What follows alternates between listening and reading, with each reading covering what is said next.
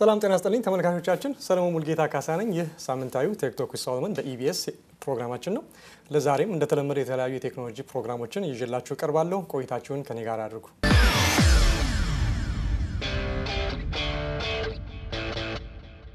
ለዛሬ እንግዲህ ማቀርብላችሁ ፕሮግራም ከብዙ ከማቴሪያል ሳይንስ እንዲሁም ከፓርኪንግ ቴክኖሎጂ እና ከአርባን ዴቨሎፕመንት ወይም ደግሞ በተለይም ከቢልዲንግ ቴክኖሎጂ ጋር የተያያዙ አጠር ያሉ ነገሮችን እነዚህን የተለያዩ ቶፒኮች ወይም ርዕሶች ነው የምዳስሰው። እንግዲህ በዚህ ርዕስ ውስጥ እንደምትማሩ እንደምትዝናኑ እንዲሁም አንዳንድ ነገሮችን እንደምታውቁ ተስፋ አደርጋለሁ። ከኔ ጋር ቆዩ።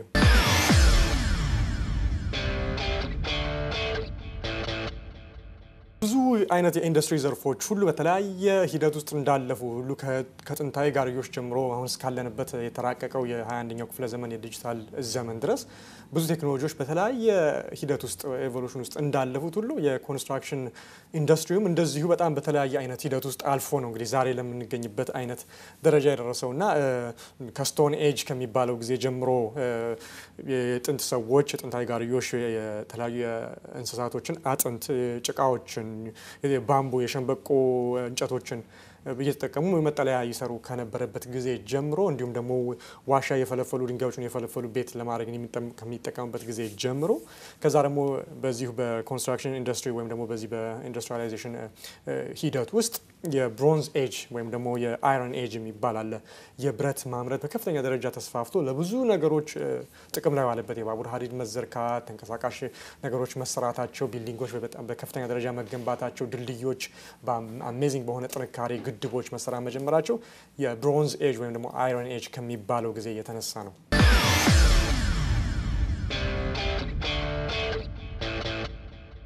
ከዚሁ ጋር በተያያዘ እንግዲህ ያው ደግሞ በታሪክ ውስጥ ደግሞ ከሮማን ሲቪላይዜሽን አንስቶ በጣም አስደናቂ የሆኑ አርኪቴክቸሮች የገነቡበት የሮማ ከተማ አሁንም ያንን አሻራ ይዛ ትገኛለች።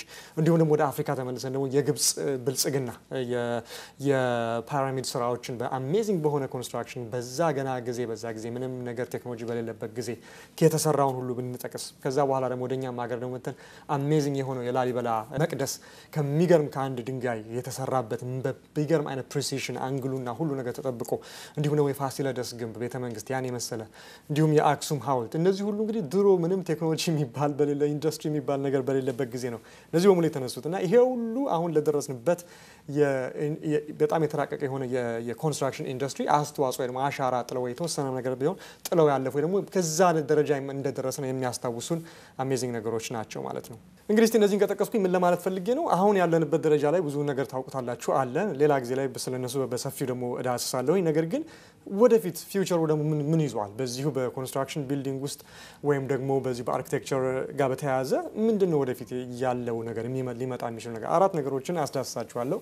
በማቴሪያል ሳይንስ ላይ በሚባለው ዘርፍ ውስጥ ይሄንኑ የአርኪቴክቸር ዘርፉን የኮንስትራክሽን ዘርፉን ለማሳደግ ከፍተኛ የሆነ ሪሰርች የተካሄደ ነው የሚገኘውና አራት ነገሮችን እስቲ ለማስዳሰስ ሞክራለሁኝ ማለት ነው። ቅድም እንዳልኩት እንግዲህ ብዙ አይነት ስልጣኔዎችን ወይም ዘርፎች ዲሲፕሊኖች ከቴክኖሎጂ ጋር በጣም እንደተያያዙት ሁሉ የአርኪቴክቸር ፊልድም በጣም በከፍተኛ ደረጃ ከቴክኖሎጂ ጋር የተቆራኘበት ሁኔታ ላይ ነው የሚገኘው። አሁን የምናያቸው በጣም የሚያስገርሙ 100 ምናምን ፎቅ የሚያክሉ በጣም አስደናቂ የሆኑ ግንባታዎችና ህንፃዎች ሃይ ራይዝ ስካይ ስክሬፐር የምንላቸው ያለ ቴክኖሎጂ ያለ በጣም አሜዚንግ የሆኑ ሪሰርችና ዴቨሎፕመንቶች የሚታሰብም ነገር አይሆንም ነበር። የስቲል መፈጠር የአሜዚንግ የሆነ የግላስ ኢንቬንሽን ኤሌቬተሮች መፈጠራቸው የኮንክሪት መፈጠር እነዚህ በሙሉ ናቸው እንግዲህ አሁን የምናያቸውን ውብ የሆኑ አስደናቂ ህንፃዎች ከሚገርም ቁመትና ጥንካሬ ጋር ይዘው እንግዲህ በዓለም ላይ የሚገኙት ማለት ነው። እንግዲህ ወደፊት ምንድነው እንግዲህ በወደፊት ላይ በማቴሪያል ሳይንሱ ይህንን የህንፃ ቴክኖሎጂ ወይም ደግሞ ፊልድ ለማሳደግ ምንድነው የተደረገ ያለው?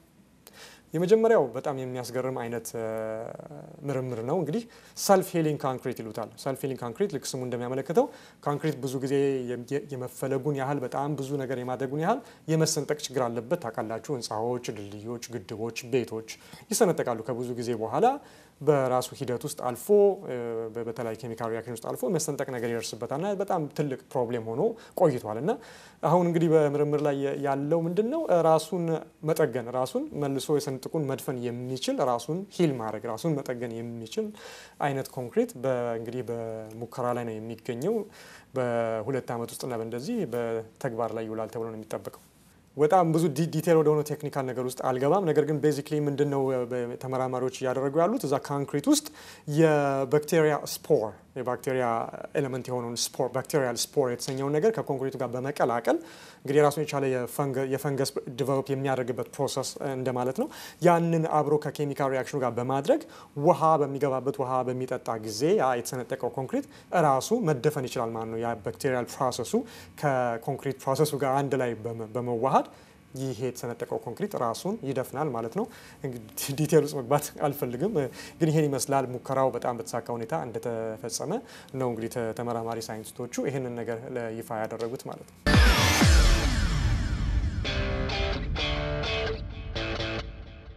ሁለተኛው በማቴሪያል ሳይንሱ የወደፊቱ ፈጠራ ወይ ወደፊቱን የህንፃ ኢንዱስትሪ ወይም ቴክኖሎጂ በጣም ያሳድጋል ወደሚቀጥለው ሌቭል ይወስደዋል ተብሎ የሚታሰበው ደግሞ የማቴሪያል ሳይንስ ግኝት ናኖ ማቴሪያል ነው። የናኖ ቴክኖሎጂ እንግዲህ በጣም ብዙ አፕሊኬሽን አለው። አሁን ከናኖ ማቴሪያል ጋር በተያያዘ ስለሆነ የማወራው እንዳልኳችሁ የግንባታውን ሂደት በጣም አሜዚንግ ነው የሚያደርገው ከብዙ አንግል ማለት ነው።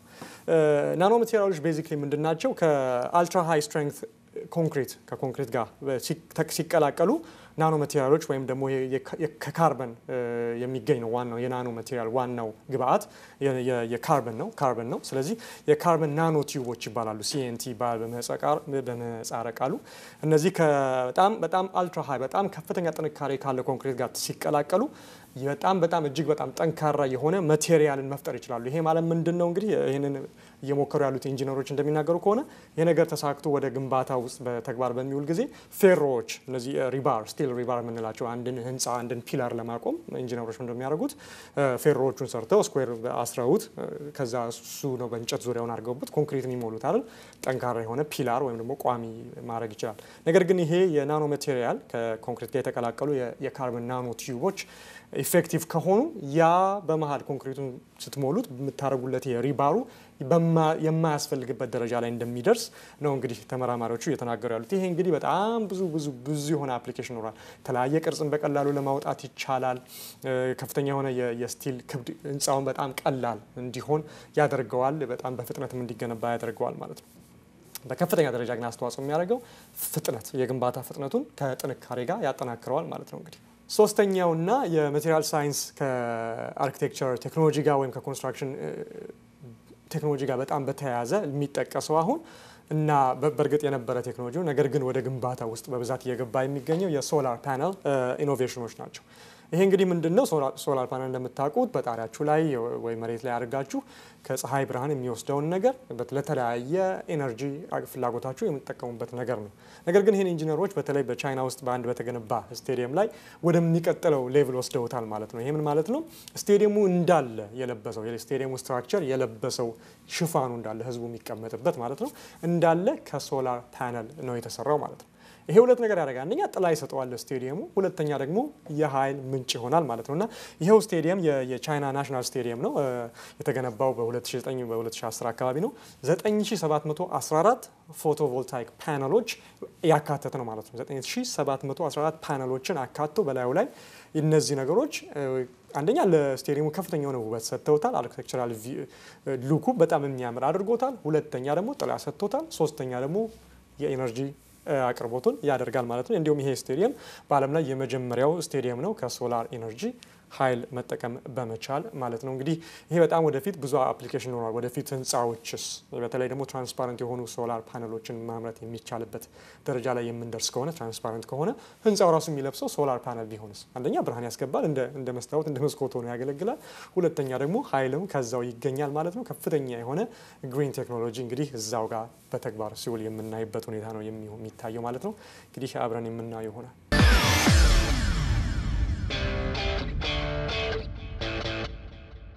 አራተኛውና በጣም አስደናቂ የሆነው የማቴሪያል ሳይንስ ግኝት ኤሮጀል ኢንሱሌሽን ይሰኛል። ኤሮጀል እንግዲህ ማለት ምንድነው? ቤቶች በዚህ ሀገር ቤቶች ሲገነቡ ኢንሱሌሽን ያስፈልጋቸዋል። ምክንያቱም ከእንጨት ስለሚገነቡ ነው። ስለሱ ደግሞ በኋላ ላይ እናወራለን። ስለዚህ በጣም ከፍተኛ የሆነ ኢንሱሌሽን ከውጭ ያለውን ሙቀት ወይም ቅዝቃዜውን በስነ ስርዓት ኮንቴን ለማድረግ ወይ ከውስጥ ኤሲ ስታደርጉ ከውጭ ካለው ጋር እንዳይጋጭና ትክክለኛ የሆነ የኢንሱሌሽን ሴፕሬሽን እንዲኖር በቤቱና ውጭ ባለው ኤንቫይሮንመንት መካከል ከፍተኛ የሆነ ኢንሱሌሽን ያስፈልጋልና ራይት ናው የተለያዩ ጥጦችን ኢንሱሌሽን ፎሞችን ምናምን በማድረግ ነው ቤቶች ፓርቲሽኖች የሚሰሩት። ይሄኛው እንግዲህ በጣም አስደናቂ የሆነ ማቴሪያል ነው። እንዲያውም ነገሩ በተፈጠረበት ጊዜ 13 የተለያዩ የወርልድ ጊነስ ሪኮርዶችን አስመዝግቦ ነበር በ2011 ኦሪጂናሊ ዲቨሎፕድ የሆነ ወይም ደግሞ የተሰራው ለመጀመሪያ ጊዜ በተግባር የዋለው የተፈበረከው በናሳ አማካኝነት ነው። ናሳ እንግዲህ በጣም ከተለያዩ የሙቀት ሁኔታዎች ጋር የአውትሳይድ ኦፍ ዘ ኤርዝ አትሞስፌር ሻትሎች በሚሄዱና በሚመጡ ጊዜ ከፍተኛ የሆነ ታፍ የሆነ የሙቀት ሁኔታ ቻሌንጅ አለ፣ የቅዝቃዜም ሁኔታ አለና ከነዚህ ነገሮች በጣም ሶልቭ ማድረግ ስለሚያስፈልግ ኤሮጀልን ለመጀመሪያ ጊዜ የፈጠረው ናሳ ኤጀንሲ ነው።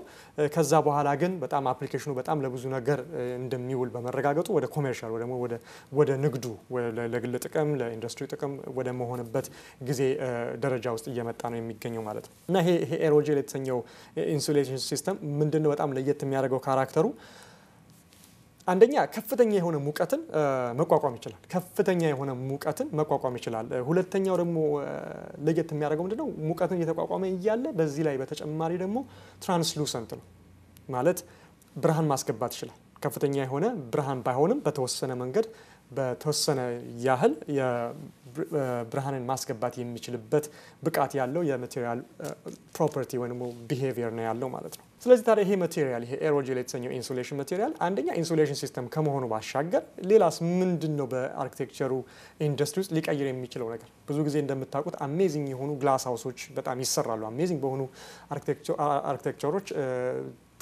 ዲዛይን ተደርገው በጣም ውድ ናቸው። ግላስ ሃውሶች በጣም የለግዠሪ ቤቶች ናቸው እና ይሰራሉ እና ምናልባት የኤሮጀል ኢንሱሌሽን እንግዲህ ቤትን ከማሞቅና ከማቀዝቀዝ ወይም ደግሞ ለኢንሱሌሽን ሲስተም ከመዋል በግድግዳዎች መሃል በመሆን ወደፊትስ የግላስ ሃውስን የዘርፍ በሚገርም ሁኔታ ይቀይረው ይሆን? ምክንያቱም ምንድነው ይሄ ነገር በዚህ ቢገነባ ግላስ ሃውስ በዚህ ቢገነባ አንደኛ ብርሃን መግባት ይችላል። ቅድም እንዳልኳችሁ ልክ እንደ መስታወት 100 ብርሃን ባያሳልፍም ትራንስሉሰንት ነው፣ በተወሰነ መንገድ ማስተላለፍ ይችላል ብርሃን እና ሁለተኛ ደግሞ ከውጭ የሚመጣውን ፀሐይ ወይም ደግሞ ሌላም አይነት ሙቀት እና የውጭውን ኢንቫይሮንመንት መቋቋም ይችላል ማለት ነው። ስለዚህ ሁለት አድቫንቴጅ አለው።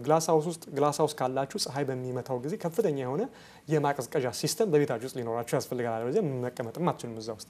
ይሄኛው ግን ያንን ሁሉ ሸፍኖ ማድረግ መቻል የሚችልበት ሁኔታን ይዞ ሊመጣ ይችላል ማለት ነው። እንግዲህና ይሄ አራተኛው ኤሮጀል ኢንሱሌሽን የተሰኘው በማቴሪያል ሳይንስ ውስጥ የወደፊቱን የግንባታ ኢንዱስትሪ ሪዲፋይን ወይም አዲስ መልክ የሚሰጥበት ሁኔታ ላይ እንደሚገኝ ነው እንግዲህ እንደሚደርስ ነው እንግዲህ የሚታሰበው ማለት ነው።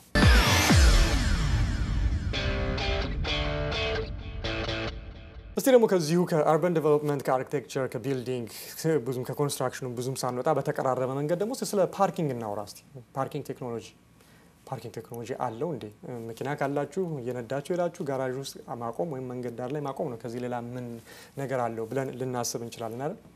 ነገር ግን ፓርኪንግ ራሱን የቻለ ቴክኖሎጂና አለውና አሁን ያለንበትን ቢልዲንግ መራቀቅ አብሮ ካቻፕ ለማድረግ በጣም የተለያዩ ነገሮች እየተፈጠሩ ነው ያሉት በሱ ዙሪያ ማለት ነው። እንዲያውም በአዲስ አበባ በነበረኝ ቆይታ በጣም አሜዚንግ የሆነ የቬኬሽን ጊዜ ላይ ለአንድ ወር በቆየበት ጊዜ ባለፈው ወር መኪና እነዳ ነበርና የመጀመሪያው ቻሌንጅ የመጀመሪያው ትልቅ የሆነ የተወሳሰበ ነገር ብዬ የገጠመኝ እንደ ነጂ መኪና ማቆም መቻል፣ እንደ ልብ መኪና የሚቆምበት ቦታ አለመገኘቱ፣ በተለይ ህንፃዎች፣ ሞሎች ወይም ደግሞ መዝናኛ ቦታዎች ከሆቴሎች በስተቀር ሆቴሎች ብዙ ግቢም ቢኖራላቸው ብቻ somehow ፓርኪንግ ሲቹዌሽን ይኖራቸዋል። ነገር ግን ኖርማል ሞል የምንላቸው ቢሮዎችም ቢሆኑ በከተማ ላይ የሚገኙ ብዙ ህንፃዎች ፓርኪንግ ጋራጅ የላቸው በጣም በጣት የሚቆጠሩ ካልሆነ በስተቀር ይሄ በጣም ትልቅ የሆነ ችግር እንደሆነ ፕሮብሌም እንደሆነ አስተውዬ ነው የመጣሁት።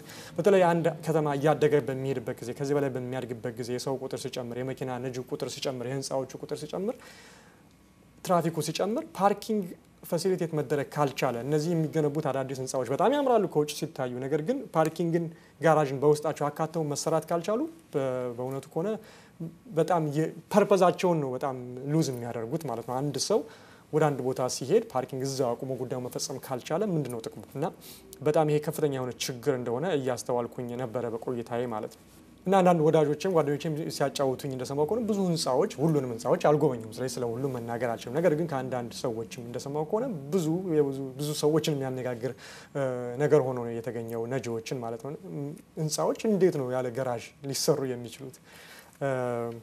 እንዲሁም የኔ ምክር የሚሆነው ምንድነው በዚህ ፊልድ ላይ በጣም ኤክስፐርት ባልሆንም ግን እንደተጠቃሚም እንዳስተዋልኩትም ህንፃዎች ሲሰሩ የከተማው ስታንዳርድ ወይም ደግሞ በሬጉሌሽን በህግ ደረጃ ህንፃዎች ሲሰሩ ሲገነቡ ፈቃድ ሲያወጡ ጋራዥን እንዲያካቱ እንደ ህንጻው መጠን እንደምን ያህል ስቶሪ ቢልዲንግ አለው ምን ያህል ሰው ያካትታል ምን ያህል ሰዎች ነው የሚስተናገዱበት ከሚለው ጋር ተጠንቶ ያ ህንጻ የሚመጥነውን ወይ ደግሞ ያስፈልገዋል ተብሎ የሚታሰበውን ያህል የፓርኪንግ ጋራዥ አብሮ እንዲያካትት ወደ ታች መሬት ቆፍሮም ይሁን ከአንደኛው ፎቅ እስከ ሶስተኛው እስከ አራተኛው ያለውን ለፓርኪንግ ዴዲኬት በማድረግ ይሁን ብቻ በምንም አይነት መንገድ ፓርኪንግ እንዲኖረው ግዴታ ሆኖ መገንባት ቢጀምር አይ ቲንክ በጣም ብዙ ችግሮችን የበለጠ ሳይባባስ መቅረፍ ይችላል ብዬ ነው የማስበው። ነገር ግን አሁን የተሰሩት ህንጻዎች ተሰርተዋል። ህንጻዎቹ ጋራዥ የላቸውም። ስለዚህ ሰዎች መንገድ ላይ እድል ገጥሟቸው ካገኙ ያቆማሉ ወይም ደግሞ ህንጻዎቹ ከጀርባ ትንሽዬ የፓርኪንግ ቦታ ካላቸው እዛ ያቆማሉ። ከዛ ውጪ ብዙም እድል የለም እና ይሄኛው ቴክኖሎጂ ምናልባት የአዲስ አበባን የፓርኪንግ ችግርም ሊቀርፍ ይችላል ብዬ ነው የማስበው ማለት ነው። እና ይሄ የአውቶማቲክ ካር ሊፍት ፓርኪንግ ሲስተም ምንድነው?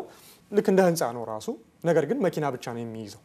እንደ ህንጻ ሲሆን ደግሞ ላይ እንዴት ይወጣሉ መኪናዎቹ ብላችሁ ልጠይቁ ትችላላችሁ። በጣም ቆንጆ ጥያቄ ነው። ሊፍት ሲስተም ነው የሚሆነው። መኪናው ይዛችሁ ትገባላችሁ።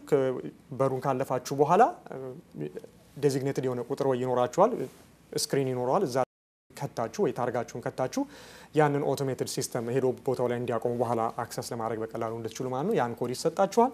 ከዛ መኪናውን እዛ ሊፍቱ ላይ ታረጉታላችሁ። እናንተ ትወርዳላችሁ፣ ቁልፋችሁን ቆልፋችሁ ሁሉን ነገር። ከዛ በኋላ ሊፍቱ ያንን መኪና ፕሮግራሙ ሶፍትዌር ይኖረዋል። ቦታ አቬለብል የሆነውን ቦታ አይቶ እዛ ላይ ወስዶ ማድረግ ይችላል። ይሄ በጣም የተራቀቀው ሲሆን ነው። በኋላ ላይ 4 አይነት እንደዚህ ኦቶሜትድ ፓርኪንግ ሲስተሞች እናያለን። ነገር ግን በዛ ደረጃ ሳያራቀቅም አሁን ለጊዜው በተለይ ለአዲስ አበባ ከአዲስ አበባ ችግር ጋር በተያያዘ አንድ የፓርኪንግ እንደዚህ የተደረደረ 6 7 8 ቢሆን ይገነባና ሊፍት ሲስተሙ ግን እንደዚህ የግድ መንቀሳቀስ ሮቦቲክ በሆነ መንገድ መንቀሳቀስም የለበትም። በጣም ማኑዋል ወይ ደግሞ ሞኖቶነስ የሆነ ፕሮሰስ መሆን ይችላል። በቃ ሄዶ እንደዚህና እንደዚህ ብቻ የሚሄድ ተደርጎ እየሄደ ባዶ ቦታዎች ላይ መኪናዎቹን አቁሞ በኋላ ላይ ደግሞ ማምጣት ሲፈልግ ያ ሊፍቱ ሄዶ መኪናውን መልሶ ይዞ መጥቶ ማውረድና ለተጠቃሚ መስጠት የሚችልበት ሁኔታ መመቻቸት ይችላል። ይሄ እንግዲህ አሁን ኦልሬዲ የፓርኪንግ እጥረት ያለባቸው ቦታዎች ላይ እንደ ቦሌ ያሉ ከፍተኛ የሆነ ግብይት ወይም ደግሞ የሰው እንቅስቃሴ የቢሮ እንቅስቃሴ የመዝናናት እንቅስቃሴ የሚካሄድባቸው ህንጻዎችና የከተማዋ ክፍሎች ላይ በጣም ብዙ ቦታ የማይወስድም ሾጣጣ ተደርጎ መሰራት ይችላል። ስለዚህ ውጭውን ደግሞ በጣም በሚያምር ሁኔታ በግላስ እንደዚህ በሸፋፍኖ በትክክል ቆንጆ አድርጎ ይህንን ሰርቪስ መስጠት ይቻላል። ይሄ ትልቅ የሆነ ቢዝነስ ኦፖርቹኒቲም ነው፣ የከተማይቱንም ችግር የሚቀርፍ ነው ብዬ ነው የማስበው ማለት ነው። እንግዲህ ከቶፒክ ላይ መውጣት ሳይሆን ግን አዲስ አበባ በነበረኝ ቆይታ ደግሞ ካስተዋልኩት ሌላ በዚሁም ከከተማ እድገት ከአርበን ዴቨሎፕመንት ከአርኪቴክቸር ጋር በተወሰነ መንገድ ይያያዛል ብዬ ስለማስብ ነው የግሪን ኤሪያ እጥረት። በጣም ከፍተኛ የሆነ የግሪን ኤሪያ የለም። ብትሄዱ በጣም ቆንጆ ህንጻዎች ተሰርተዋል፣ ብዙ ነገሮች አሉ።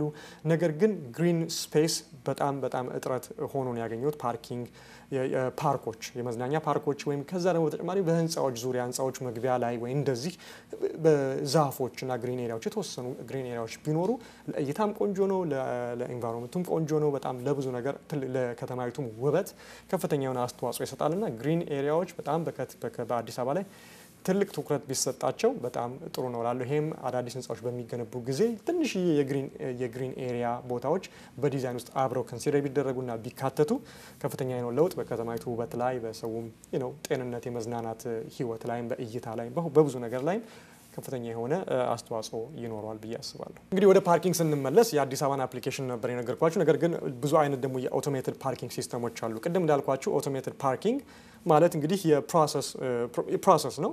መኪናዎችን ያለ ሰው በራሳቸው በሊፍት አማካኝነት እዛ ሊፍቱ ላይ ከታችሁት ያ የአውቶሜትድ የሆነ ፓርኪንግ ሲስተም እንዳለ ሶፍትዌርም ተገጥሞለታል።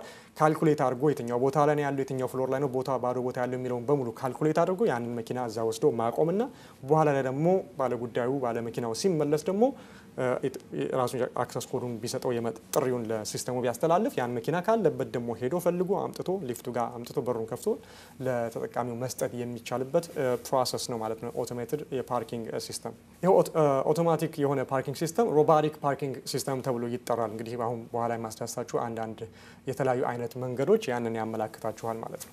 አንድ ይህንኑ በመስራት ላይ የሚገኝ ካምፓኒ 4 አይነት የተለያዩ የአውቶሜትድ ወይም ሮቦቲክ የሆኑ የፓርኪንግ ሲስተሞችን እንግዲህ ለገበያ ለተጠቃሚዎች የሚያቀርብ መሆኑን ነው የሚናገረው ማለት ነው። እነዚህ 4 አይነት የተለያዩ ሮቦቲክ የፓርኪንግ ሲስተሞች ከኮስት ጋር ምን ያህል መኪና በዛ ጋራጅ ውስጥ ማቆም እንደሚቻል ከተለያዩ አንጻሮች ኮንፊገር የተደረጉ ዲዛይን የተደረጉ ናቸው ማለት ነው። የመጀመሪያው አይነት ሲስተም ክሬን አውቶሜትድ ፓርኪንግ ሲስተም ይባላል። ልክ ስሙ እንደሚያመለክተው በክሬን ሲስተም ነው። ባለመኪናው መጥቶ በሩን ከፍቶ እዛ የሊፍት እንደ ቡዝ ኤሪያ ውስጥ ከገባ በኋላ ኮድ ይሰጠዋል ለሲስተሙ። ከዛ ሰውየው ይወጣል፣ ወደ ጉዳዩ ይሄዳል። ያ ክሬን ሲስተም መኪናውን ይቀበልና ክሬኑ መኪናውን አንጠልጥሎት ወደ ጋራጅ ውስጥ ነው የሚገባው። ከዛ በኋላ ባዶ ቦታዎችን ራሱ ሮቦቱና በላዩ ላይ የተገጠመለት ሶፍትዌር ያንን ለይቶ እና ቦታውን ትክክለኛውን ቦታ ከመኪናውም ሳይዝ ጋር ቢያስፈልግ አይቶ አመዛዝ ነው ያንን የሚፈለገው ባዶ ቦታ ላይ ያቆማል። በኋላ ላይ ባለ መኪናውን በሚጠራበት ጊዜ አክቹሊ ይሄው ሲስተም ከአፕ አለው። ከስማርትፎን ቢኖራችሁ ታብሌት ቢኖራችሁ ከዛ ጋር ለዚህ አብሮ የተሰራ አፕ ይኖረዋል። ስለዚህ ኮዱን ነው የምትሰጡት። ከዛ መኪናችሁ ካለበት ቦታ ክፍያውን ከፈጸማችሁ በኋላ ኮዱን ስትሰጡት ማለት ነው መኪናችሁ ካለበት ቦታ መጥቶ በብዙ አማካኝነት መጥቶ ይከፈትላችኋል። መኪናችሁን ይዛችሁ መሄድ ትችላላችሁ ማለት ነው። ሁለተኛው ሲስተም በጣም የተቀራረበ ሆኖ ግን ለየት ያለ ኮንፊግሬሽን ወይም ዲዛይን ነው ያለው። የሸትል ኦቶሜትድ ፓርኪንግ ሲስተም ይባላል። ልክ ስሙ እንደሚያመለክተው ሸትል ነው፣ መኪናውን ይዞ ተሸክሞ በስሩ ሆዱን ይዞ የሚሄድበት አይነት ሲስተም ነው እና እንደ ስላይደር አለው ሸትሉ።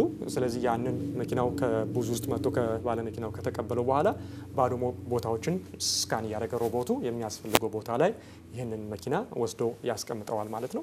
በኋላ ላይ መኪናውን በሚጠራበት ጊዜ ኮዱን ከቶ ክፍያውን ፈጽሞ በአፑ አማካኝነት ሲጠራው ይሄው ሸትል በስላይደሩ አማካኝነት የመኪናውን ይዞ መልሶ ወደ ባለ ግለሰቡ ወደ ባለ መኪናው አምጥቶ ያስረክበዋል ማለት ነው።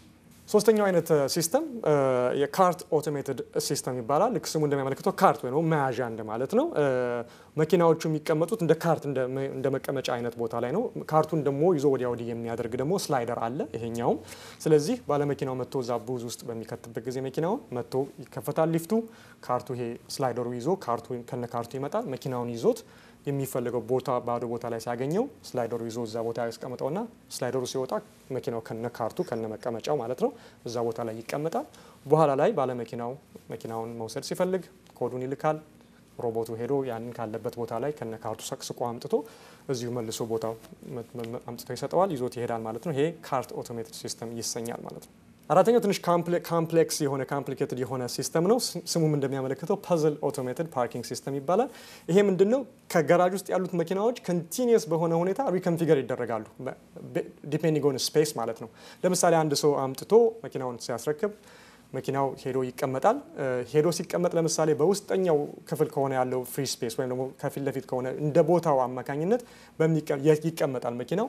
የበለጠ ግን የፐዝል ሲስተሙ ሞር ስራ ላይ የሚውለው መቼ ነው? መኪናው በሚወሰድ ጊዜ ነው። ለምሳሌ መኪናው ጥግ ብሎክ የተደረገ ቦታ ላይ ቢሆን የተቀመጠው ሮቦቱ ምንድነው የሚያደርገው? ከፊት ያሉትን መኪናዎች እንዳለ እንደ ፐዝል ሲስተም ሁሉንም አንቀሳቅሶ እንዳለ መሬቱ ሙሉ ተንቀሳቃሽ ነው ማለት ይችላላችሁ አውጥቶ ወደ ክፍት ቦታ ከሰጠ በኋላ ከውስጥ የተከተተው መኪና ይወጣል። ከዛ እንደገና ፐዝሎቹ ራሳቸው ሪኮንፊገር አድርገው ክፍቱን ቦታ በትክክል አስተካክሎ ይሞሉታል ማለት ነው። ከዛ ባዶ መኪና ሲመጣ ባዶ ቦታ ላይ ይቀመጣል። ከውስጥ ያለው ሲመጣ እነዚህ ፐዝሎች በቃ ሙሉ ቀን ራሳቸውን ከባዶ ስፔስ ጋር ራሳቸውን አዳፕት እያደረጉ ሙሉ ቀን እንደዛ ፍሉድ ሆነው ይውላሉ ማለት ነው።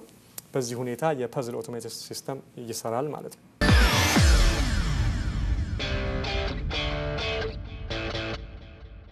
ይሄ እንግዲህ በጣም እርግጠኛ ነኝ ወደፊት በምናያቸው በጣም አሜዚንግ የሆነ የተራቀቁ ጋራጆች ላይ እንደምናውቀው አይነት ባህላዊ ጋራጅ መስመር የተሰመረለት ሰዎች ራሳቸው ሄደው የሚያቆሙበት ብቻ ሳይሆን እነዚህ ኦቶሜትድ የሆኑ ሮቦቲክ የሆኑ ፓርኪንጎች በጣም አዳዲስ በምንላቸው ህንፃዎች ላይ ወደፊት በሚገነቡ የተራቀቁ ህንፃዎች ላይ ተካተው እንደሚመጡ ነው እንግዲህ የሚጠበቀው። ምክንያቱም ይሄ ብዙ ነገር ያደርጋል። አንደኛ የሴፍቲ ያለው ሰው ጋራጅ ውስጥ እኔ ራሴ እዚህ ሀገር ስንት 2-3 መኪና የተገጭቶብኛል በቆመበት ማለት ነው። ሰው ፓርኪንግ ሊያደርግ ሲል የጠበበ ከሆነ ሲያስገቡ ወይ ፍቃውት ይገባሉ ወይ እንደዚህ በጣም ብዙ ነገር ወይ ኮንክሪቱን ተመቱታላችሁ ራሱ በጣም ጠባብ። አንዳንድ ጋራጆች እጅግ በጣም ጠባብ ናቸው። ለፓርኪንግ ነው የተሰሩት ወይስ ለመጋጨት ነው የተሰሩት ብላችሁ እስክትሉ ድረስ በጣም ጠባብ ናቸው። እና ይሄ አዲስ የሆነው የኦቶሜትድ ፓርኪንግ ሲስተም ሴፍቲ ይኖረዋል። መኪናችሁ ሴፍ ነው የሚሆነው። ምክንያቱም ኦል ዩ ኒድ ቱ ዱ ኢዝ ወስዳችሁ እዛ ቡዝ ውስጥ ነው የምትወስዱት። ሮቦቱ ነው ከዛ በኋላ የሚወስደው። መኪናው አይነዳም። መኪናው በክሬን ወይም ደግሞ ቅድም እንዳልኳቸው በካርት ወይ በሻትል ወይም ደግሞ በፐዝል ሲስተም ነው የሚሄደው። ስለዚህ መኪናው ምንም ሊሆን አይችልም። ከሌላ መኪና ጋር የሚጋጭበት ምንም ሁኔታ አይኖርም ማለት ነው። ሁለተኛ ኮንቪኒየንሱ ነው። እናንተ ቸኩላችሁ እዛ ቢሮ ጉዳይ ቢኖርባችሁ በጣም አስቸኳይ ነገር ቢኖርባችሁ ገና ፓርኪንግ ፍለጋ አትሄዱም ማለት ነው። ሄዳችሁ እዛ በሩ ጋር ለሮቦቱ ነው የምትሰጡት። ያ የሚፈልገው ሁኔታ አድርጎ ይወስድላችኋል። ስለዚህ ኮንቪኒየንስ አለው፣ ሴፍቲ አለው። ከዚህ የተነሳ ይሄ እንግዲህ የወደፊቱ የተራቀቁ ህንፃዎች ውስጥ የሚካተት ፊውቸሪስቲክ የሆነ የፓርኪንግ ሲስተም ነው እንግዲህ ብዬ ነው የማስበው ማለት ነው።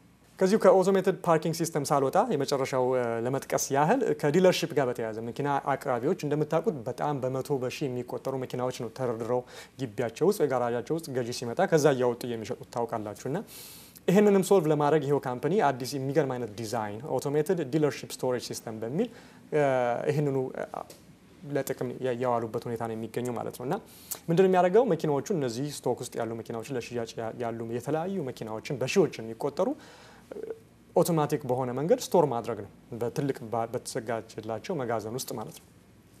በጣም የሚያስገርመው ነገር ይሄ ምንድነው ሪትሪቭ ማድረጉ ነው። አሁን እዛ 2000 3000 መኪና ቢኖርና አንድ ሰው ኦኬ ቀይ መኪና መርሴዲስ ነው ፈልገው ቢልና ያ ዲለርሺፕ ብዙ አይነት መኪናዎችን ቢሸጥ በጣም የሚገርመው ይሄ አውቶሜትድ ሲስተም የሚያደርገው ምንድነው ያ ዲለርሺፑ ያ የሴልስ ኤጀንቱ አፕ አለው ላይ አይፓድ አለው። ስለዚህ በአይፓዱ ላይ ያንኑ መኪናውን ከለሩን እና ሜኩን በማዘዝ ሪትሪቭ ሲለው ወይ አምጣልኝ ሲለው እዛ ስቶር ውስጥ ያለው ሮቦቲክ ሲስተም ከስቶሬጅ ውስጥ ከዛ ከተደረደሩት መኪናዎች ውስጥ በክሬን ሲስተም አማካኝነት ሄዶ ያቺ የተባለችውን መኪና ከነ ከለሯ ከነ ሜኳ አውጥቶ አምጥቶ እዛው ሾሩሙ ጋር በሊፍት አማካኝነት ለደንበኞቹ እዛው አውጥቶ ያቀርባል ማለት ነው። ስለዚህ ያለምንም ልፋት ያለምንም ጊዜ ማባከን ከስተመር ሳይጉላላ ወይም ነው ብዙም ሳይጠብቅ እዛው በቆመበት ላይ መኪናዋ መጣ የሚፈልገውን ሁኔታ አይተው ከወደዱት ገዝተው ይላሉ ማለት ነው።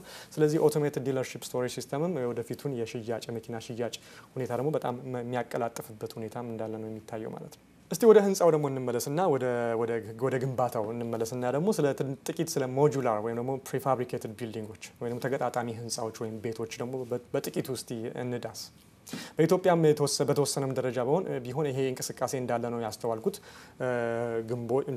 ኮንክሪቶች ወይም ግድግዳዎች ፍሎሮች ከፒላሩ ከወጣ በኋላ አንድ ህንጻ እነዛ እየተገጣጠሙ የሚሰሩበት ሁኔታ እንዳለ አስተውያለሁ። በጣም ደስ የሚል ነገር ነው። እና ቤዚክሊ ሞጁላር ቢልዲንግ ማለት በፋብሪካ ውስጥ ቀደም ብሎ ፍሎሩ ግድግዳው ጣሪያው የተለያየ ነገሩ ፕሪፋብሪኬትድ ሆኖ እያየነው እንጨት ተደርድሮ ፌሮ ወጥቶለት ሲሚንቶ ከሚሞላው ይልቅ ተገጣጥሞ የተጨረሰ የተሰሩ ሞጁሎች መጥተው የሚገጣጠሙበት ሁኔታ የሚካሄድበት የኮንስትራክሽን ቴክኖሎጂ ነው ሞጁላር ወይም ፕሪፋብሪኬትድ ቢልዲንግ የሚባለው ማለት ነው። ቀድሞ የተገጣጠመ ህንጻ እንደማለት ነው ወይም ቀድሞ የተሰራ የህንጻ ክፍል እንደማለት ነው። እና ብዙ አድቫንቴጅ አለው። የመጀመሪያው አድቫንቴጅ በጣም ከፍተኛ የሆነ ፕሪሲዥን ወይም ደግሞ ፍጹምነት አለው ማለት ነው። በጣም በተሳካ ሁኔታ አንግሉ ክፍተቱ ሁሉ ነገር በጣም ፕሪሳይስ ሆኖ መሰራት ይችላል ሞጁላር ከሆነ አንድ ህንጻ። ሁለተኛው ደግሞ በጣም ኢፌክቲቭ የሆነ ኮኦርዲኔትድ ኦንሳይት ኮንስትራክሽን ማኔጅመንት ይኖረዋል። ምንድነው ይሄ የሚያደርገው? ብዙ ነገርን ያቀላጥፋል። በጣም አጭር የሆነ የኮንስትራክሽን ታይም ይኖረዋል። ከፍተኛ የሆነ ኤፊሽንሲ ከፍሳሽ ከብክነት ከኢነርጂ ከግሪን ከኢንቫይሮንመንት አንጻር እዛ ጋር ነገሮች ከሚፈሱና ከውሃ ከሚባክን ኮንክሪቶች ሊክ እያደረጉ ብዙ ነገር ከሚፈሱና የተለያዩ ነገሮች ዳሜጅ ከሚያደርጉ ፕሪፋብሪኬትድ ሆኖ ከመጣ እዛው ኮንቴንድ ሆኗል ፋብሪካ ውስጥ። እዚህ ሲመጣ ምንም ብዙ ነገር አይባክንም አይበከልም። ከዚህ የተነሳ በጣም አጭር የኮንስትራክሽን ጊዜ ሎወር ኮንስትራክሽን ዌስት እና ኤፊሽንሲ ከተለያየ አንጻር በማሳየት ከፍተኛ የሆነ ዲስአድቫንቴጅ አለው ማለት ነው የሞጁላር ወይም ፕሪፋብሪኬትድ ቢልዲንግ። ምን ታስባላችሁ ግን 30 ስቶሪ ቢልዲንግ 30 ፎቅ ነው ያልኳችሁ በ360 ሰዓት ቢገነባ በዚሁ ቴክኖሎጂ አማካኝነት ወይም ደግሞ በ15 ቀን ማለት ነው 30 ህንጻ። እንግዲህ አሁን እስቲ ሰፈራችሁ ወይም ከተማችን ውስጥ ያሉ ህንጻዎችን እስቲ ለማስታወስ ሞክሩ። ሲገነባ ጀምሮ አጥሮ ታጥሮ አልቆ ሁሉ ነገር ሰው የገባበትን ጊዜ እስቲ ያስቡት። አንድ በቃ የምታውቁትን ህንጻ በልባችሁ አምጡትና እስቲ ያስቡት። ስንት ጊዜ ነው የፈጀው? እርግጠኛ ነኝ ብዙዎቻችሁ ዓመት ተኩል ትዝ ይለኛል፣ 2 ዓመት ትዝ ይለኛል፣ 4 ዓመት ትዝ ይለኛል፣ 10 ዓመት ትዝ ይለኛል የሚባልም ህንጻ ሊኖር ይችላል አይደል? ነገር ግን 30 ስቶሪ 30 ህንጻ 30 ፎቅ ያለ ህንጻ በ360 ሰዓት ወይ ደግሞ በ15 ቀን ውስጥ ተገንብቷል በዚሁ ሞጁላር ወይም ደግሞ ፕሪፋብሪኬትድ የቢልዲንግ ቴክኖሎጂ ማለት ነው። ይሄው የሆነው በቻይና ውስጥ ነው። ብሮድ ግሩፕ የተሰኘ የኮንስትራክሽን ካምፓኒ ለሆቴል ጥቅም የሚውልን ይህንኑ 30 ስቶሪ ቢልዲንግ በቻይና ውስጥ በ15 ቀን ውስጥ ከተጀምሮ እስኪያልቅ ድረስ አጠናቆ ለባለቤቱ አስረክቧል ማለት ነው። ወደ መጨረሻው ርዕሴ ነው እየሄድኩ ያለሁት። ሲንስ ስለ ሞጁላር ሆሞች ወይም ስለ ህንጻ ቴክኖሎጂ ካወራን አይቀር ብዙ ጊዜ እኔም የሚገርመኝ ከኢትዮጵያ ከመጣው በኋላና እዚህ ያስተዋልኩት ነገርና ብዙዎቻችሁም ልትጠይቁ የምትችሉት ነገር ስላለ እሱን በጥቂቱ ለመዳሰስ ሞክራለሁ። ከእንጨት የሚሰራ ቤት እና ከብሎኬት የሚሰራ ወይ ከኮንክሪት የሚሰራ ቤት እዚህ ሀገር መጥቼ በጣም ካስገረመኝ ነገር ከ11 ዓመት በፊት ካስገረመኝ ብዙ ነገሮች አንዱ የቤት ግንባታ ነበር። የማየው የተጀመረ ቤት በሙሉ እንጨት ነው የሚታየኝ ቺፑድ ነው የሚታየኝ። በቃ ኮምፖርሳቶ ቺፑድ የቆመበት ነገር ሁሉም ነገር እና ምንድነው ይሄ ብዬ ሁሉ የጠየቁበት ጊዜ ነበር። ሰዎች አሉ ይሄ አሁን ሰው የሚኖርበት አይነት ቪላ የምታየው ይሄ ነው ብለው ሲያሳዩኝ በጣም ገርሞኝ ነበርና እንጨት ነው ሁሉ ሲተጀምሮ እስኪጨረስ ከፋውንዴሽኑ በስተቀር ሁሉ ምንም ኮንክሪት የሚባል ሲሚንቶ የሚባል ነገር አታዩም። ወደኛ ሀገር ደግሞ ስንመጣ ሁሉም ነገር የምታዩት የተጀመሩ ቤቶች የተጀመሩ ፎቆች ሁሉ ነገሮች ምንድናቸው ብሎኬት ናቸው። ስለዚህ የምታዩት ሲሚንቶ የቆመ ፌሮ ወይም እነዚህ ነው የምታዩት ረጅም ጊዜ ሲወስድ ያላችሁ። ይሄኛው የዚህ የአሜሪካኑ የቤት ግንባታ በጣም ደግሞ ያስገረመኝ ምንድነው እነዚሁ የማያቸው ቦታዎች ወይ ስነዳባቸው ወይ ብዙ በመመላለስባቸው መንገዶች ላይ ሳያቸው ከሆነ ጊዜ በፊት ገና እንጨት ብቻ የቆመ ነው ከሆነ ጊዜ በኋላ አልቆ መስታወቱ ተገጥሞለት ቤቱ አልቆ ሁሉ ነገር አልቆ ሳሩ ሁሉ ተደርጎለት ሁሉ ነገር አልቆ ያለቀ ቤት ያለው በጣም በተወሰኑ ቀኖች ውስጥና በጣም ያስገረመኝ ነበርና እስቲ ምንድነው ልዩነቱ አንደኛው አድቫንቴጁ ምንድነው ሌላኛው ዲስአድቫንቴጁ ምንድነው እስቲ ሁለቱም በአጭሩ አነጻጽረን ይሄን ፕሮግራም ለማቆም እንግዲህ ወደዛው ሄዳለሁ ማለት ነው።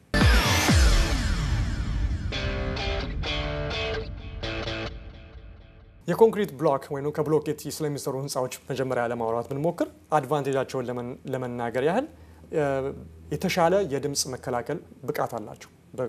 በብሎኬት ወይም በኮንክሪት የተሰሩ ቤቶች ድምጽ ከአንዱ ወደ አንዱ አያስተላልፉም። ስለዚህ ለፕራይቬሲም ለጸጥታም የተሻለ የሆነ የሳውንድ ፕሩፍ ሜካኒዝም አላቸው ማለት ነው።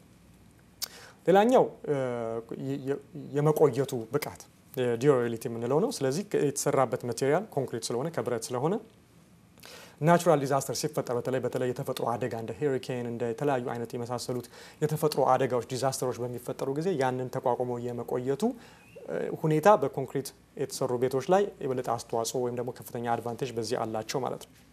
ከዚህ ጋር በተያያዘ ደግሞ ሌላ አደጋ የእሳት አደጋ ቢነሳ ከኮንክሪት ከተሰራ አንድ ቤት ኦፍ ኮርስ ጣሪያው እንጨት ነው እሳት መያያዙ አይቀርም። ነገር ግን ቶሎ ኮንቴል ለማድረግ ቶሎ ለማስቆም የሚሆን በጣም እንዳይጋባም ለማድረግ ከኮንክሪት የተሰራ ቤት እሳትን የመቋቋም ወይም ደግሞ እሳትን እንዳይባባስ የማድረግ አቅሙ የተሻለ ነው ማለት ነው። እንደዚሁ ግን ዲስአድቫንቴጅም አለው ከኮንክሪት የሚሰሩ ህንጻዎች ማለት ነው። ኢነርጂ ኤፊሽንት አይደለም ከብዙ ነገር የተነሳ ምክንያቱም የስትራክቸሩ ሴትአፕ ቢሆን ወይ ደግሞ ሙቀት ይዞ የመቀመጡ የቅዝቃዜ ይዞ የመቀመጡ ነገር ከሱ ጋር በተያያዘ ሊሆን ይችላል። ኢነርጂ ኤፊሽንት አይደለም ለመገንባት ጊዜ እና ዋጋ ይወስዳል። ብዙ ጊዜ ከኮንክሪት የሚገነባ ቤት ረጅም ጊዜ ይወስዳል። የኮስቱም ደግሞ ከፍተኛ ነው። በተለይ እንደ ኢትዮጵያ ያለ ቦታ ላይ የሲሚንቶ ዋጋ ከፍተኛ የሆነ ንረት ባለበት አይነት ሀገርና ቦታ ላይ ደግሞ ይሄ የበለጠ እጥፍ ነው የሚሆነው ማለት ነው። ስለዚህ ኮስትሊ ነው ከጊዜና ከገንዘብ አንጻር ማለት ነው። ሌላኛው ደግሞ ቤቱ ካለቀ በኋላ ውስጡ ያሉትን ሜጀር የሆኑ ኢንፍራስትራክቸሮች ወይም ስትራክቸሮች ምንድነው ራውት ሜካኒካል ነገሮች ለምሳሌ ቧንቧ የማሳለፉ ነገር የፍሳሹን የመስራቱ ነገር ኤሌክትሪክ መዘርጋት ሂደቱ ከኮንክሪት ሲሰራ መጀመሪያ ገና ኮንክሪቱ ከመድረጉ በፊት ወይ ደግሞ ኮንክሪቱ ከመሞላቱ በፊት አንዳንዴ ቧንቧው ሁሉ የፕላስቲክ ቱቦዎቹ ሊደረጋሉ በኋላ በእነሱ ውስጥ ኤሌክትሪኩን ለማስተላለፍ ወይ ግን ያን ነገር መቀየር ብትፈልጉስ ኮንፊግሬሽኑን መቀየር ብትፈልጉስ ኤሌክትሪኩን ለመጥለፍ ወደ ሌላ ነገር ማድረግ ብትፈልጉስ በጣም ከባድ ነው የሚሆነው። ምክንያቱም ኦልሬዲ ኮንክሪት ሞልቶበታል እና በውጭ ብዙ ጊዜ ገመዶች አንዳንድ ሰው ቤት ያለው ገመዶች በውጭ ሲታዩ ወደ ውስጥ ማድረግ አይቻልም ድፍን ነው ድንጋይ ነው እና ከዚህ የተነሳ ለዚህ ዲስአድቫንቴጅ ነው ማለት ወይ ቧንቧ ቢሰበር ውስጥ ምንድነው የምታደርገው በጣም ከባድ ነው የሚሆነው። ከዚህ የተነሳ ዲስአድቫንቴጅ አለው ማለት ነው። የውድ ፍሬምስ ከእንጨት የሚሰራ ቤት ምንድነው አድቫንቴጁ? ማች ሞር ኤነርጂ ኤፊሽንት ነው። በእንጨቶች መካከል ከሚደረገው ኢንሱሌሽን የተነሳ እና ከቅለቱም የተነሳ ኤነርጂ ኤፊሽንት ነው። እንዲሁም ደግሞ የዲዛይን ፍሪደም አለው። የዲዛይን ፍሪደም ማለት ምንድነው? ከድንጋይ የሚሰራ ነገር ብዙ ጊዜ ከመጀመሪያው ጀምሮ ፌሮንም ቅርጹን አድርጋችሁ አርች ማድረግ ብትፈልጉ ብዙ አይነት ቅርጽ መስጠት ብትፈልጉ ክብደት አለው ይከብዳል ለመስራት ጊዜም ይወስዳል። ጊዜም የሚወስደውም ለዛ ነው። የውድ ፍሬም ግን በጣም ቀላል ነው። አንዳንዴ እንዲሁም ቅርጾቹን ፕሪፋብሪኬትድ ሆነው ሁሉ መምጣት ይችላሉ። እነዛ አርቹ የተለያየ አንግሉ ዲዛይኑ ሁሉ ማለት ነው። እዛው ኦን ሳይት ኦን ስፓትም ደግሞ እንጨቱን እየቆራረጡ ያንን መስራትም ደግሞ ይቻላል። ስለዚህ ፍሪደም አለ ለዲዛይን በጣም ቆንጆ ዲዛይኖችን ለማድረግ ያን ፍሪደም ይሰጣል። ቅድም ደግሞ ያልኩትን ውስጥ ያሉትን የቱቦስ ቀበራውን የቧንቧውን ኤሌክትሪኩንና የፍሳሹን ነገር እንደልባችሁ በቀላል ሁኔታ ለመዘርጋት ይመቻል። ወደፊት ደግሞ ቢበላሽ ወይ ደግሞ ያንን ሁኔታ አዲስ ኮንፊግሬሽን አዲስ ዲዛይን አዲስ መስመር መዘርጋት ቢፈለግ የኤሌክትሪክ ቢሆን የቧንቧ ቢሆን የፍሳሽ ቢሆን ቀላል ነው። ምክንያቱም ኦል ዩ ኒድ ቱ ዱ ኢዝ ከውስጥ በኩል ያለውን የጂፕሰም ወል ቀዳችሁ አውጥታችሁ ያንን ቧንቧ ያንን ኤሌክትሪክ ገመድ ወይም ያንን የፍሳሽ ማውረጃ በቀላሉ በፊት ለፊት ታዩታላችሁ። ቆርጣችሁ ቀጥላችሁ እንደፈለጋችሁ ማድረግ ትችላላችሁ። ስለዚህ ከዚህ አንፃር በጣም ቀላል ማለት ነው። ቤታችሁን ደግሞ ማዲፋይ ወይ ደግሞ ማደርናይዝ ማድረግ ብትፈልጉ ወደፊት ከእንጨት የተሰራ ቤት በጣም ቀላል ነው። ውስጥ ያሉ ፓርቲሽኖች እንጨት ናቸው። በቀላሉ ገንጥላችሁ ክፍሉን ማስፋት፣ ክፍሉን ማጥበብ፣ አዲስ አይነት ቅርጽ መስጠት በጣም ቀላል ነው። ከብሎኬት የተሰራን ቤት እንደዛ ለማድረግ አስቡት። በጣም ብዙ ሜስ አለው ማለት ነው። ሌላው ትልቁ አድቫንቴጅ ምንድነው? በጣም ፋስት ነው። ይሄን ከእንጨት የተሰራ ቤት ለመገንባት እንዳልኳችሁ በ10 ምናምን በ20 ምናምን በወር ከምናምን ውስጥ አንድ ቤት አልቆ ታዩታላችሁና በጣም ይገርማል። እንዲሁም ደግሞ ቺፐር ነው ለመገንባት ዲፔንዲንግ ኦን እንደ እንጨት አቅርቦት እንደ ሀገሩ ይለያያል። እንጨት በደንብ ያለበት ሀገር ከሆነ ርካሽ ይሆናል ማለት ነው። ዲስአድቫንቴጅም አለው በእርግጥ ከእንጨት የሚሰራ ቤት ጥንካሬ ላይኖረው ይችላል። በተለይ የተፈጥሮ አደጋ ቅድም ያልኳቸው አውሎ ንፋስ ወይ ሄሪኬን ወይ ጎርፍ ወይ እሳት በሚነሳበት ጊዜ እነዛን የመቋቋም ብቃቱ በጣም ዝቅተኛ ነው ይችላል። ለምንድነው? እንጨት ከፍተኛ የሆነ የመንደድ ብቃት ያለው ስለሆነ ወይም ደግሞ ከፍተኛ የሆነ የመገንጠልም የመበተንም ብቃት ያለው ነገር ስለሆነ እንደ ብረትና እንደ ሲሚንቶ እንደ ድንጋይ ስለማይሆን በዚህ አይነት ሁኔታ ላይ ከእንጨት የተሰሩ ቤቶች ዲስአድቫንቴጃቸው እሱ ላይ ብዙ ያመዝናል ማለት ነው።